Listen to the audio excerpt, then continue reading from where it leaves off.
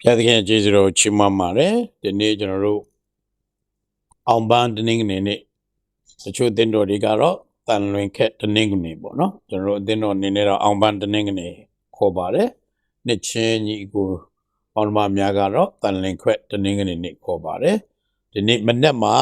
ဒီအကြောင်းအရာများနဲ့ပတ်သက်ပြီးတော့အတူတူကစဉ်းစားဆင်ခြင်ခွန်အားယူဖို့ရဖြစ်ပါတယ်ဆုတောင်းကြပါစို့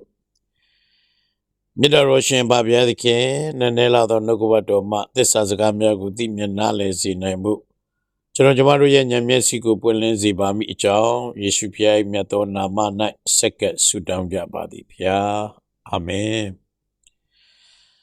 ဇခရိနဂတိကျအခန်းကြီး9အငယ်9ကနေစဖတ်ချင်ပါတယ်အိုဇီအုန်သူတို့သမီးအလွန်ဝမ်းမြောက်လော့အိုဂျေရုရှလင်မြို့သူတို့သမီးကြွေးကြော်ကြလော့တရားသဖြင့်စီရင်၍ကယ်တင်ခြင်းသို့ရောက်သောသခင်သင်၏အရှင်မင်းကြီးသည်မြဲမားနှင့်မြဲကလေးကိုစီး၍နုညံ့သိမ်မွေ့သောစိတ်နှင့်သင်တို့ရှိရာသို့ကြွလာတော်မူမည်ကိုကြည့်ရှုလော့ငါသည်အေဖရိပြည်၌ယထာကို၎င်းဂျေရုရှလင်မြို့၌မြင်းကို၎င်းပယ်ဖြတ်မည်စစ်လေးကိုလည်းပယ်ဖြတ်မည်တပါးအမျိုးသားတို့သည်စစ်ငိမ့်မိအကြောင်းကိုထိုအရှင်သည်မိန့်တော်မူမည်အာနာတော်လည်းပင်လေတပါးမှသည်ပင်လေတပါးတိုင်အောင်၎င်း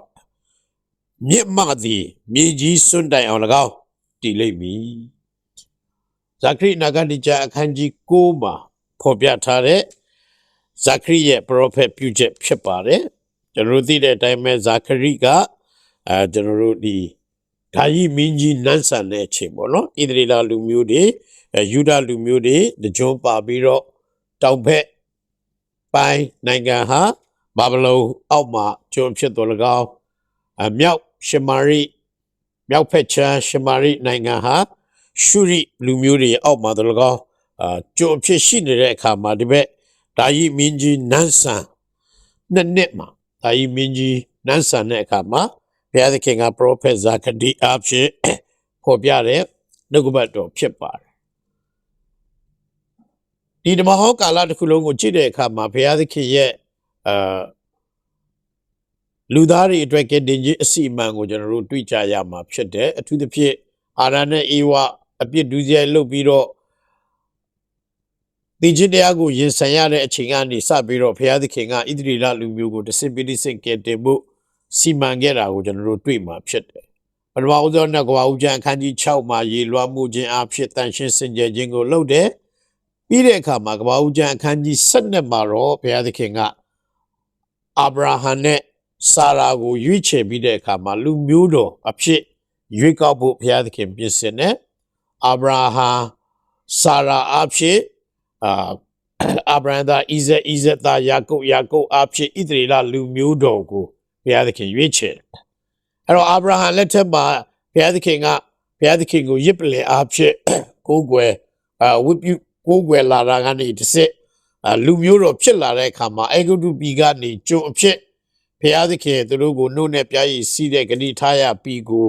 မောရှိအဖြစ်ပြန်လဲခေါ်ထုတ်တဲ့အခါမှာဘုရားသခင်ဟာတဲတော်အဖြစ်ဝတ်ပြုကိုးကွယ်ဖို့သူတို့ကိုစီမံလာပြီးတော့မောရှိအဖြစ်သီနတောင်ပေါ်မှာပြည့်ညတ်တရားကိုဖော်ပြလျက်ဘုရားသခင်ရဲ့အလိုတော်အကြံစီတော်တိုင်လိုက်လျှောက်အသက်ရှင်ပြီးတော့ကယ်တင်ခြင်းခံရတဲ့လူမျိုးစုအဖြစ်ဘုရားသခင်ရွေးချယ်တယ်ဆိုတော့ဒီလူမျိုးစုကနေတစင်ကမ္ဘာလောကကြီးတစ်ခုလုံးမှာရှိတဲ့လူသားတွေကိုအပြစ်ဒုစရိုက်ကနေလွတ်မြောက်ဖို့ရန်အတွက်ဘုရားသခင်ဒီအကြံစီရှိတယ်သို့တော်ညာလည်းပဲဓမ္မဟောင်းကာလတစ်ခုလုံးကိုကြည့်တဲ့အခါမှာဣသရေလလူမျိုးတွေဟာသူတို့ရဲ့ဘုရားသခင်ထာဝရဘုရားကိုသူတို့ကိုယ်ပိုင်လှုပ်လိုက်တပါးမျိုးသားတွေကိုဝတ်ပြုဖို့ကိုးကွယ်ဖို့သူတို့အခွင့်မပေးခဲ့ဘူးပိတ်ပင်ခဲ့တယ်တားဆီးခဲ့တယ်ထာဝရဘုရားသခင်ဒီဣသရေလလူမျိုးရဲ့အပိုင်ဘုရားအဖြစ်သူတို့ဒီလိုပဲအသက်ရှင်လာတယ်တဲတော်ကနေဗိမာန်တော်ပေါ့နော်ဒီလိုမျိုးဝတ်ပြုကိုးကွယ်လာတယ်သို့တော်ညာလည်းပဲလူမျိုးတော်ရဲ့အသက်ရှင်ခြင်းရှောက်လန်းခြင်းတွေဟာဘုရားသခင်ရဲ့ရှိတော်မောက်မှာမပြည့်စုံဘူးဘုရားသခင်ရဲ့အလိုတော်နဲ့မညီတဲ့အခါမှာဘုရားသခင်ဒီသူတို့ကိုဆုံးမရတယ်ဆိုတော့လူမျိုးတော်ခေါင်းဆောင်အမိဖများအဖြစ်အုပ်စိုးတယ်ပြီးတဲ့အခါမှာတရားသူကြီးတွေအဖြစ်ဘုရားသခင်လူမျိုးတော်ကိုအုပ်စိုးစေတယ် ပြီးတဲ့အခါမှာဘယင်နေအားဖြင့်လူမျိုးတော်ကိုအုပ်စိုးစေတဲ့နိုင်ငံတော်ကိုတည်ထောင်စေတဲ့နောက်ဆုံးမှာဘုရားသခင်သည်ပရောဖက်များကိုဆေလွတ်တော်မူလျက်နော်ယူဒလူမျိုးတွေတဲကနေအသစ်သောဗရိညင်အဖြစ်နော်သာဝရမင်းကြီးတစ်ပါးကိုပေါ်ထွန်းမယ်ဆိုတဲ့ပရောဖက်ပြုချက်ကိုဘုရားသခင်ဖော်ပြထားတာကိုတွေ့ရတယ်ပရောဖက်ယေရမိအားဖြင့်သူတို့ရဲ့ကြောက်ပေါ်မှာမရေးတော့ဘူးပညာတော်တွေကိုသူတို့ရဲ့နှလုံးသားအပေါ်မှာငါရေးပြီးတော့ကြောက်နှလုံးသားအစာအသားနှလုံးသားပြီးတော့သူတို့ကိုငါလူမျိုးသစ်အဖြစ်တစ်ဖန်ပြန်လဲပြီးတော့ပြုပြင်မယ်သူတို့ဒီလဲငါဤလူမျိုးဖြစ်မယ်ငါဒီလဲသူတို့ဤဖရာဖြစ်မယ်ဆိုပြီးတော့ဗရိညင်သစ်အားဖြင့်ဘုရားသခင်ဒီလူမျိုးတော်ကိုအသက်တစ်ဖန်ပြန်လဲပြုပြင်မယ်ဆိုတဲ့ပရောဖက်ပြုချက်ကိုကျွန်တော်တို့တွေ့ရမှာဖြစ်တယ်ဒီအချက်တွေကိုအများသောအားဖြင့်ယေရမိတို့ဟေရှာယတို့ဒီချက်တွေမှာကျွန်တော်တို့တွေ့ရမှာဖြစ်တယ်ဆိုတော့ထိုထာဝရကာလမင်းကြီးကြွလာတဲ့အခါမှာနော်အဲ့ဒီကြွလာတဲ့ထာဝရကာလမင်းကြီးဟာနှိမ့်ချသောစိတ်အားဖြင့်နော်ကမ္ဘာလောကကိုကြွလာမယ်ဆိုတဲ့ပရောဖက်ပြုချက်ကိုဒီနေ့ဇာခတိအားဖြင့်ဘုရားသခင်ကဖော်ပြထားတာဖြစ်ပါတယ်ဆိုတော့ဘုရားသခင်ရွေးချယ်တော်မူသောမင်းသည်ယေရုရှလင်မြို့ကိုနုညံ့သိမ်မွေ့သောစိတ်နှိမ့်ချသောစိတ်နဲ့နော်မြဲကလေးကိုစီးပြီးတော့ကြွလာမယ်ဆိုတော့ဒီဇာခရိအခန်းကြီး9မှာဒီအရာနဲ့ပတ်သက်ပြီးတော့ပရောဖက်ပြုချက်ကျွန်တော်တို့3ချက်လောက်တွေ့ရမှာဖြစ်တယ်ပထမတစ်ချက်ကတော့ဖြစ်ရင်အဲ့ဒီရှင်ဟာယေရုရှလင်မြို့ကိုမြဲကလေးစီးပြီးတော့ကြွလာမယ်ဒုတိယအချက်ကမြဲကလေးစီးပြီးတော့ကြွရခြင်းရဲ့အကြောင်းရင်းကတော့သူရဲ့နှိမ့်ချခြင်းနဲ့နူးညံ့သိမ်မွေ့တဲ့စိတ်ကိုဖော်ပြရခြင်းအကြောင်းဖြစ်တယ်တတိယတစ်ချက်ကတော့အဲ့ဒီကြွလာတော်မူသောအရှင်သည်justice တရားမျှတခြင်းတရားသဖြင့်စီရင်ခြင်းနဲ့ကယ်တင်ခြင်း salvation ကယ်တင်ခြင်းအမှုကိုပြုမယ်နော်တရားစီရင်ခြင်းနဲ့အတူနော်ကယ်တင်ခြင်းအမှုတွေကိုဖော်ပြမဲ့အရှင်ဖြစ်တယ်လို့ဖော်ပြထားတယ်ဒါအပြင်အပိုင်းငယ်30ကိုကြည့်တဲ့အခါမှာစစ်လက်နဲ့တွေမြင်းတွေယထာတွေဆိုတာအဲ့ဒီအချိန်တုန်းကစစ်တိုက်တဲ့အရာတွေဖြစ်တယ်ဒါကြောင့်မလို့စစ်လက်နဲ့တွေကိုဘုရားသခင်ဖယ်ရှားပြီးတော့လူညံ့သိမ်မွေ့ခြင်းနှိမ့်ချခြင်းတနည်းအားဖြင့်ချစ်ချင်းမြတ်တာအစီခံခြင်းအားဖြင့်တရားမျှတခြင်းနဲ့ကယ်တင်ခြင်းဖြောင့်မတ်ခြင်းတွေကိုလူမျိုးတော်အတွက်ယူဆောင်လာမယ်ဆိုတဲ့သတင်းစကားကို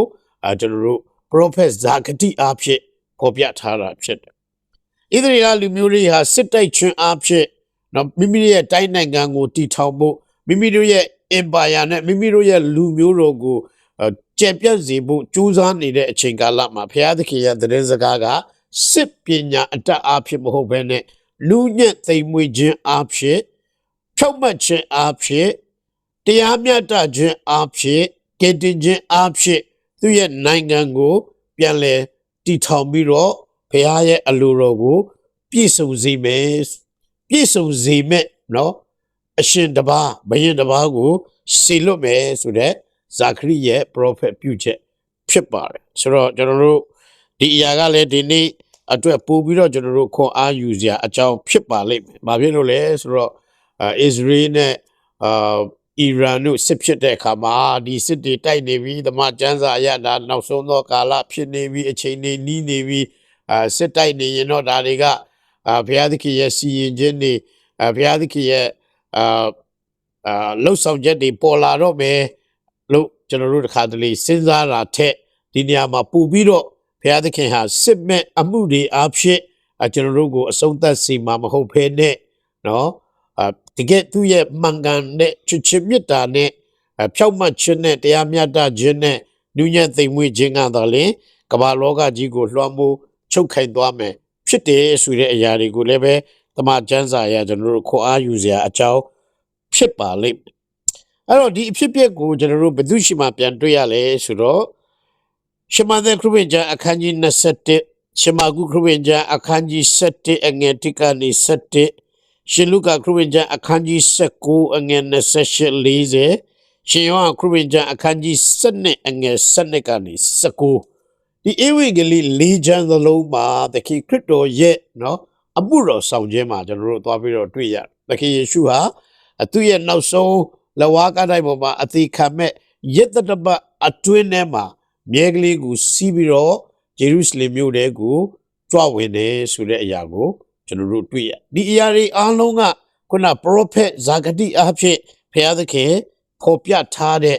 အရှင်သခင်ဖြစ်ကြောင်းဘယင်ဖြစ်ကြောင်းမင်းဖြစ်ကြောင်းကိုနားလည်စေတယ်တနည်းအားဖြင့်ဣသရေလလူမျိုးတွေရဲ့အားလုံးရဲ့နှလုံးသားထဲမှာအဲ့ဒီကသခင်ခရစ်တော်ဒီမြဲကလေးကိုစီးပြီးတော့ယေရုရှလင်မြို့တဲကိုဝင်လာတဲ့အခါမှာသူတို့ရဲ့အုံနောက်တွေအားလုံးထဲမှာဒီဇာခရိအနာဂတ်ကျမ်းအခန်းကြီး9မှာပရောဖက်အားဖြင့်ဘုရားသခင်သူတို့ကိုပေါ်ပြထားတဲ့ဂတိတော်တွေကိုသူတို့ပြန်လည်ပြီးတော့သူတို့ရဲ့အသက်တာထဲမှာတွေ့လာတယ်မြင်လာတယ်ဒါဟာဂတိတော်နဲ့ကြွလာတဲ့အရှင်ပဲเนาะဘုရားသခင်စေလွတ်တော်မူသောဘယင်ပဲဘုရားသခင်ရဲ့အလိုတော်ကိုဆောင်ရွက်ဖို့ရန်အတွက်ဘုရားသခင်စီခိုင်းတော်မူသောငါတို့ကိုเนาะစီမံအုပ်ချုပ်ပြီးတော့เนาะတကယ်ကိုတရားမျှတခြင်းနဲ့ဖြောက်မှတ်ခြင်းနဲ့လူညံ့သိမ်မွေ့ခြင်းကိုပေးမဲ့အရှင်ဖြစ်တယ်ဆိုတဲ့အရာကိုတို့ရဲ့နှလုံးသားထဲမှာဒီအရာကရှင်းရှင်းလင်းလင်းတိတိပပသိသွားပြီးတဲ့အခါမှာထာဝရဘုရား၏ဘုန်းတော်နှင့်ကြွလာတော်မူသောအရှင်သည်မင်္ဂလာရှိစေတည်းဟောရှာနဖြစ်စေတည်းဆိုပြီးတော့ကျွန်တော်တို့ဟလာအောင်ပန်းခက်ပန်းလက်တွေကိုခင်းပြီးတော့တော်၎င်းမိမိတို့ရဲ့ဝတ်လျုံတွေကိုခင်းပြီးတော့တော်၎င်းသူသခင်ကိုကြိုဆိုကြတာဖြစ်တယ်ဒီနေ့ဒီအရာကိုပြန်လဲသတိရခြင်းအဖြစ်အသင်းတော်ကလည်းပဲဒီတနင်္ဂနွေနေ့ကိုအောင်ပန်းတနင်္ဂနွေနေ့မှာထိုအရာကိုကျွန်တော်တို့ပြန်လဲပြီးတော့သိမြင်နားလည်စေဖို့အလို့ငါကျွန်တော်တို့တွေပြန်လဲအသုံးပြုတာဖြစ်တယ်တနည်းအားဖြင့်ဒီနေ့ကြွလာတော်မူသောအရှင်သည်ထာဝရဘုရင်မြင့်ဖြစ်တယ်ဘုရားသခင်ရဲ့အမှုအခွင့်အာဏာနဲ့ကြွလာတော်မူသောအရှင်ဖြစ်တယ်သူသည်တရားမျှတခြင်းနဲ့ကယ်တင်ခြင်းဆုကျေးဇူးကောင်းကြီးမင်္ဂလာတွေအားလုံးကိုကမ္ဘာလောကလူသားများကိုခံစားစေရန်ရရှိစေဖို့အလို့ငါယူဆောင်လာတာဖြစ်တယ်သူရဲ့အာဏာတော်ဟာမြေကြီးတစ်ပြင်လုံးကိုတက်ရောက်မှာဖြစ်ပြီးတော့ထာဝရကာလအုပ်စိုးမဲ့အရှင်ဖြစ်တယ်ဆိုတဲ့အရာကိုဒီနေ့နားလည်စေဖို့ပြန်လဲအမှတ်ရစေဖို့เนาะဒီအောင်ပန်းတနင်္ဂနွေနေ့ကိုကျွန်တော်တို့စီရင်ကျင်းပကြတာဖြစ်တယ်ဒီနေရာမှာနောက်ဆုံးအနေနဲ့ခွန်အားပေးခြင်းနဲ့အချက်ကလေးတစ်ချက်ရှိပါတယ်ဒီဓမ္မသစ်ကျမ်းစာတစ်ခုလုံးကိုပြန်ပြီးတော့ဒီအောင်ပန်းတနင်္ဂနွေနေ့မှာဟလာသခင်ယေရှုစီးသွားတဲ့မြဲကလေးအကြောင်းကိုမှတ်တမ်းတင်တဲ့အခါမှာစိတ်ဝင်စားစရာအများကြီးရှိပါတယ်အဲ့ဒီစိတ်ဝင်စားစရာအများကြီးတွေကအကြောင်းအရာကတော့ဗာလဲဆိုတော့သူ့ရဲ့တပည့်တွေကိုစီလွတ်တယ်တဲ့အရှိရွာကိုသွားပါအဲ့ဒီအရှိရွာကိုသွားရင်မြဲနဲ့မြဲမကလေးကိုတွေ့လိမ့်မယ်ခြိထားတာကိုတွေ့လိမ့်မယ်အဲ့ဒါကိုဖြေယူခဲ့ကြပါအဲ့ဒီလိုဖြေယူခဲ့ပြီးတော့လူတွေကမေးရင်သခင်အလိုရှိတယ်လို့ပြောပါအဲ့ဒီသချင်းတွေလည်းကျွန်တော်တို့ကြားဖို့မှာဖြစ်တယ်ဒါကြောင့်မလို့ဒီအောင်ပန်းတနင်္ဂနွေနေ့မှာဒီအချက်ကလေးကိုလည်းထပ်ပြီးတော့ခွန်အားပေးခြင်းနဲ့ဒီနေ့မြဲကလေးဟာမိမိရဲ့အသက်တာမှာပထမဆုံးဘယ်သူမှမစီးဘူးတဲ့မြဲကလေးဟာမိမိရဲ့အသက်တာမှာနော်ထိုသခင်ရဲ့အသုံးတော်ခံတယ်ဆိုတဲ့အရာကိုတွေ့ရဒါကြောင့်မလို့သူလာရလမ်းခရီးတစ်လျှောက်လုံးမှာသူ့ကိုခင်းစင်းပြီးတော့ကြိုဆိုကြတယ်နော်သူဘေးနားမှာပပလဲဝိုင်းပြီးတော့နော်ရှိနေကြတယ်ဒီအရာကိုကြည့်တဲ့အခါမှာမြဲကလေးဟာနားလည်နိုင်မှာမဟုတ်ပါဘူးသို့တော်ညာလဲပဲသူဟာကဘာကိုစီမံအုပ်ချုပ်တော်မူသောအရှင်ကိုမိမိရဲ့ကြောပေါ်မှာပိုးထားတဲ့အတွက်ကြောင့်မလို့သူ့ရဲ့အစီခံခြင်းသူ့ရဲ့အသက်ရှင်ခြင်းသူ့ရဲ့သွားလာခြင်းသူ့ရဲ့ခြေလမ်းတိုင်းဟာလှပတင့်တယ်ပြီးတော့မင်္ဂလာရှိတယ်ကျက်တည်မင်္ဂလာအပေါင်းနဲ့သူ့ရဲ့အသက်တာမှာပြည့်စုံလျက်ရှိတယ်ဆိုတဲ့အရာကိုကျွန်တော်တို့တွေ့ရမှာဖြစ်တယ်မြင်ရမှာဖြစ်တယ်ဒီအဖြစ်ပြက်ကလေးကကျွန်တော်တို့ကိုဒါကိုနားလည်စေဖို့လဲဖော်ပြထားတာဖြစ်တယ်ဒါကြောင့်မလို့ဒီနေ့ကမ္ဘာလောကကိုစီရင်ဖို့ရန်ကြွလာတဲ့နော်အရှင်ယေရှုခရစ်တော်ကိုကျွန်တော်တို့ဟာယူဒလူမျိုးများကဲ့သို့ဖခင်ရဲ့နာမတော်နဲ့ကြွလာတော်မူသောအရှင်သည်မင်္ဂလာရှိစေတည်းလို့ကြွေးကြော်နေုံသက်သက်မဟုတ်ဘဲနဲ့မြဲကလေးလိုပဲမိမိရဲ့အသက်တာမှာ